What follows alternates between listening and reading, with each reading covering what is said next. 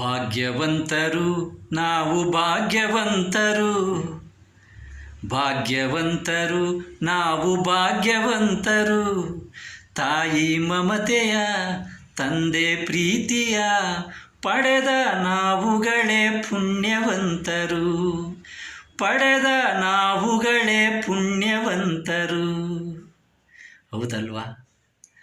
ಕೆಲವು ಸುಖಗಳು ಈ ಹಾಡುಗಳಲ್ಲಿ ಕೇಳಿ ಆನಂದ ಪಡಬೇಕಷ್ಟೇ. ಕೆಲವು ವಿಚಾರಗಳು ಅಷ್ಟೇ ಚಲನಚಿತ್ರದಲ್ಲೇ ನೋಡಿ ಅಬ್ಬಬ್ಬಾ ಹೀಗೂ ಇರ್ತಾರ ಅನ್ಕೋಬೇಕು. ಬಾಳಲ್ಲಿ ಭಾಳ ಕಷ್ಟ, ಬಾಳಲ್ಲಿ ಇರೋಕ್ಕಾಗೋದಿಲ್ಲ. ಅವೆಲ್ಲ ಸಿನಿಮಾದಲ್ಲಿ ಅಷ್ಟೇ ಸೀಮಿತವಾಗಿರ್ತವೆ. ಅಂಥ ವಿಚಾರಗಳು. ಒಂದು ಸಾರಿ ನಮ್ಮಮ್ಮ ನನ್ನ ಕರೆದ್ರು, ಮನೆ ದೇವ್ರಿಗೆ ಹೋಗೋಣ ಕಣೋ ನಾಗಣ್ಣ ಅಂದ್ಲು. ಅವಳು ಎಲ್ಲಿ ಕರೆದ್ರು ನಾನು ತುದಿಗಾಲಲ್ಲಿ ನಿಂತಿರ್ತಿದ್ದೆ. ಅವಳು ಕರೆಯೋದೆ ನನಗೊಂಥರ ಸಂಭ್ರಮ. ಆಯಿತು ನಡಿಯವ ಅಂದೆ.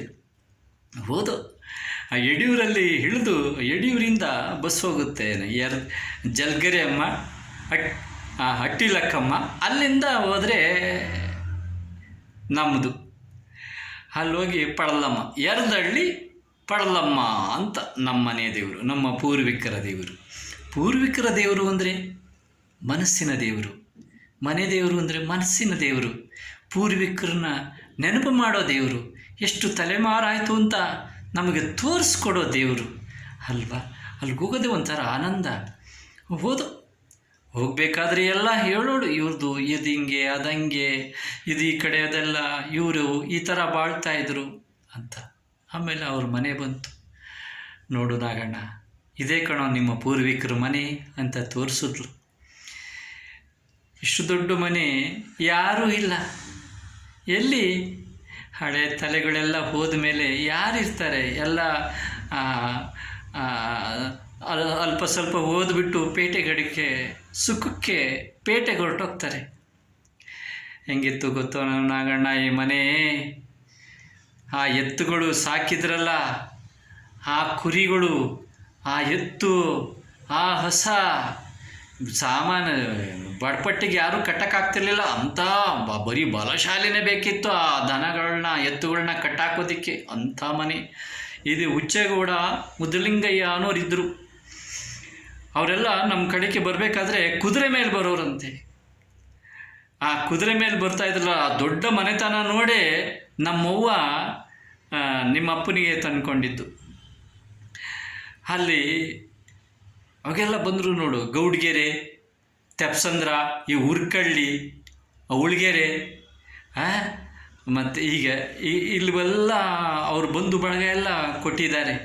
ಆ ಒಂದು ಇದ್ರ ಮೇಲೆ ನಮ್ಮ ಊರಿಗೆ ಬಂದು ನೆಲೆ ಆದರು ಅಂತ ಎಲ್ಲ ಹೇಳೋಡು. ಅವರು ಇಡೀ ಚರಿತ್ರೆನೇ. ಆಮೇಲೆ ಅವ್ರಿಗೆ ಇವರು ಬಡಗಿ ಕೆಲಸ ಮಾಡ್ತಾಯಿದ್ರು. ಈ ಬಡಗಿ ನಾರಾಯಣಪ್ಪ ಅಂದರೆ ಈಗಲೂ ಹೆಸರುವಾಸಿ ಕಣೋ ನಾಗಣ್ಣ ಅನ್ನೋಡು. ಹಾಗೆ ಆ ತೇರು ಬೀದಿಯೆಲ್ಲ ತೋರಿಸೋದು, ಹೋಗೋದು. ಮತ್ತು ಇಲ್ಲೊಂದು 1 ಎಕರೆಯಲ್ಲಿ ಆಲದ ಮರ ಇತ್ತು ಕಣೋ ನಾಗಣ್ಣ.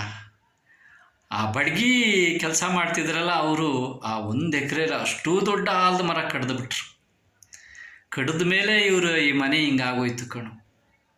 ಯಾರು ಹೆಸರು ಹೇಳೋರೇ ಇಲ್ಲ ಈಗ, ಹಂಗಾಗೋಯ್ತು. ಹಾಗೆ ಒಂದು ಮನೆಯಲ್ಲಿ, ಒಬ್ಬ ಮನುಷ್ಯನಲ್ಲಿ, ಒಂದು ಮರದಲ್ಲಿ ಅದೃಷ್ಟ ಇರುತ್ತದೆ. ಅದನ್ನು ನಾವು ಗುರ್ತು ಮಾಡಿಕೊಂಡು ಬದುಕಬೇಕು. ಈ ಜನ ಆ ಆಲೋಚನೆಯೇ ಮಾಡೋದಿಲ್ಲ ಕಣೋ. ಆ ಅನುಕೂಲಕ್ಕೆ ತಕ್ಕಂತೆ ಬದುಕೊಂಡು ಹೊಂಟೋಗ್ತಾರೆ ಅಂತ ಹೇಳಿ ನನಗೆ ಅದೆಂಥ ಖುಷಿ ಅಂದರೆ, ಇವಳ ಜೊತೆ ಮಾತಾಡೋದೆ ಒಂಥರ ಗುರುತ ಮಾತಾಡ್ದಂಗೆ.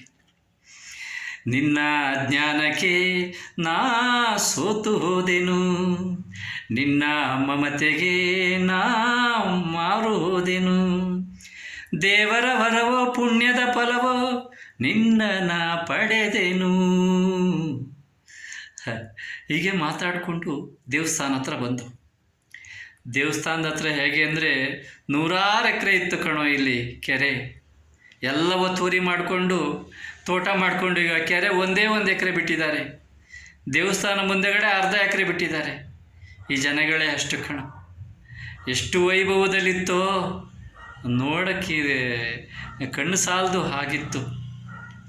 ಅಂತೂ ಎಲ್ಲ ಪ್ರದಕ್ಷಿಣೆ ಹಾಕಿದ್ಲು, ಪೂಜೆ ಮಾಡಿದ್ಲು. ಅವಳು ಒಂಟಿಯಾಗಿ ಅವಳು ಪೂಜೆ ಮಾಡಲಿ ಅಂತ ಸ್ವಲ್ಪ ದೂರ ಕೂತ್ಕೊಂಡೆ ನಾನು.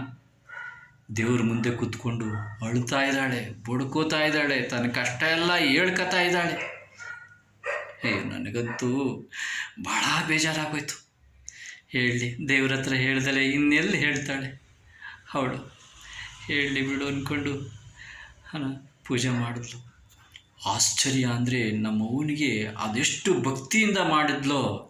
ಹೋಗೋ 2 ದಿವಸ ಮುಂಚೆಲೇ ಬಂದು ಅಲ್ಲಿರೋ ಪೂಜಾರಿ ಬಂದು ನಮ್ಮ ಅವನಿಗೆ ಅರ್ಶಿನ ಕುಂಕುಮ ಹಚ್ಚಿ ಹೋದ. ನೋಡ್ರಿ ಹೆಂಗೈತೆ. ಹಾಗೆ ಏನೇ ಮಾಡಿದ್ರು ಮನಸಾರೆ ಆಗಿ ಮಾಡ್ತಾಯಿದ್ಲು, ತೃಪ್ತಿಯಾಗಿ ಮಾಡ್ತಾಯಿದ್ಲು ಆ ದೇವರು. ನಾನೇನು ಕೇಳ್ಕೊಂಡಿಲ್ಲ. ನನ್ನ ತಾಯಿ ದೇವರು ಏನು ಕೇಳ್ಕೊಂಡಿದ್ದಾಳೆ ಅದನ್ನು ಕೊಡು ತಾಯಿ ಅಂತ ನಾನು ದೇವ್ರ ಹತ್ರ ಕೇಳಿಕೊಂಡೆ. ಯಾಕೆಂದರೆ ಅವಳು ಹೇಳೋದು ನಾನು ಒಳ್ಳೇದನ್ನೇ ಕೇಳಿರ್ತಾಳೆ ಅನ್ನೋ ನಂಬಿಕೆ ಅಲ್ವಾ ಅವಳು. ಅದು ಬಿಟ್ಟು ಇನ್ನೇನು ಕೇಳಿರ್ತಾಳೆ.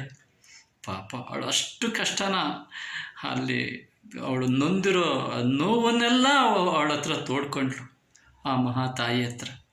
ಹೀಗೆ ಇತ್ತರೆ ಇರಬೇಕು 100 ಜನರು, ನಮ್ಮವ್ವ ಮೋಟವ್ವನಂತವರು. ಇತ್ತರೆ ಇರಬೇಕು 100 ಜನರು, ನಮ್ಮವ್ವ ಮೋಟವ್ವನಂತವರು. ಯಾರಿಗೂ ಕಷ್ಟ ಕೊಡದೋರು, ಎಲ್ಲರಿಗೂ ಇಷ್ಟ ಆಗೋರು. ಯಾರಿಗೂ ಕಷ್ಟ ಕೊಡದೋರು, ಎಲ್ಲರಿಗೂ ಇಷ್ಟ ಆಗೋರು. ನೋವನ್ನೇ ನುಂಗಿ ನಗುತ್ತಾ ಬಾಳೋರು.